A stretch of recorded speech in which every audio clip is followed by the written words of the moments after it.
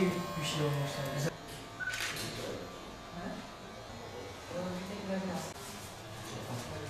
Metin Yardım, 20 yıldır kuaför mesleğini yürütüyorum.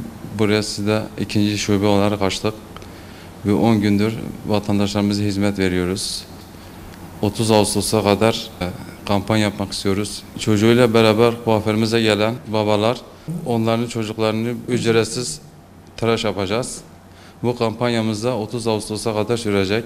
Ülkemiz ekonomik dar bir boğazdan geçiyor. Milletin alım gücü azalmış. Biz de bu noktada halkımıza katkı sunmak istedik. Buraya gelen çocuğu olabilir, yeğeni olabilir. Yeter ki çocuk olsun. Çocukları ücretsiz tıraş yapacağız. Birçok yardım kuruluşlarına, yardım etkilerine katıldım. Köy okullarına gittim. Oradaki çocukları tıraş ettik.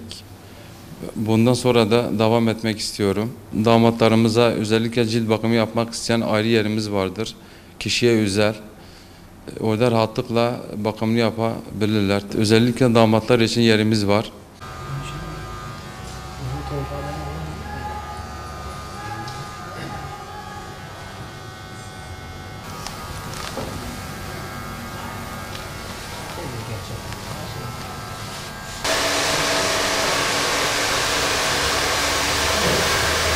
Esnafım.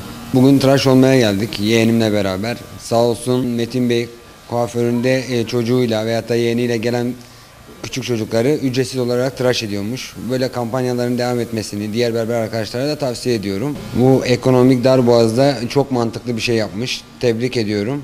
Fiyatlar da yüksek yani. Yani çok mantıklı bir şey yapmış. İşlerinde başarının devamını diliyorum.